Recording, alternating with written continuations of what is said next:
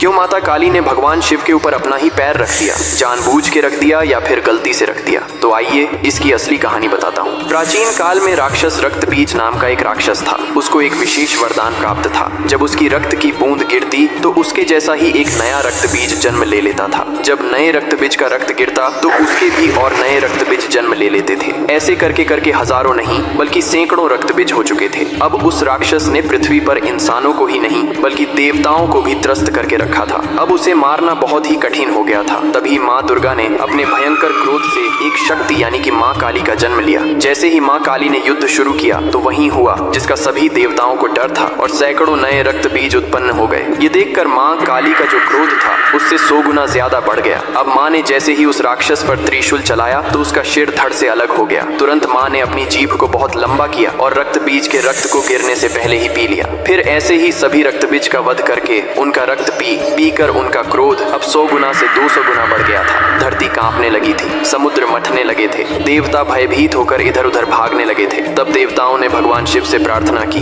हे महादेव, आप ही माता काली के संताप को शांत कर सकते हैं। शिव ने देवताओं की पुकार सुनी और माँ काली के सामने युद्ध भूमि में पहुंच गए। लेकिन माँ अपने तांडव में इतनी लीन थी कि उन्होंने शिव को भी नहीं देखा। तभी भगवान शिव ने स्वयं माता के चरणों में लेट गए। जैसे ही माँ काली का पैर अनजाने में शिव के सीने पर पड़ा तुरंत उनका क्रोध शांत हो गया। उन्होंने नीचे देखा तो अपने प्रिय पति शिव थे। यह देखकर उनकी जीभ शर्मिंदगी से बाहर निकल आई। इसके बाद शिव ने मुस्कुराते हुए कहा, हे माँ, तुम्हारा यह रूप सृष्टि के संतुलन के लिए था, लेकिन यह रूप अब धरती पर बहुत धाम-धूम से पूजा जाएगा। यही कारण है कि तस्वीर में और मूर्तियों में माँ काली को शिव जी पर खड़े हुए दिखाया जाता है, जो बहुत ही शुभ माना जाता है।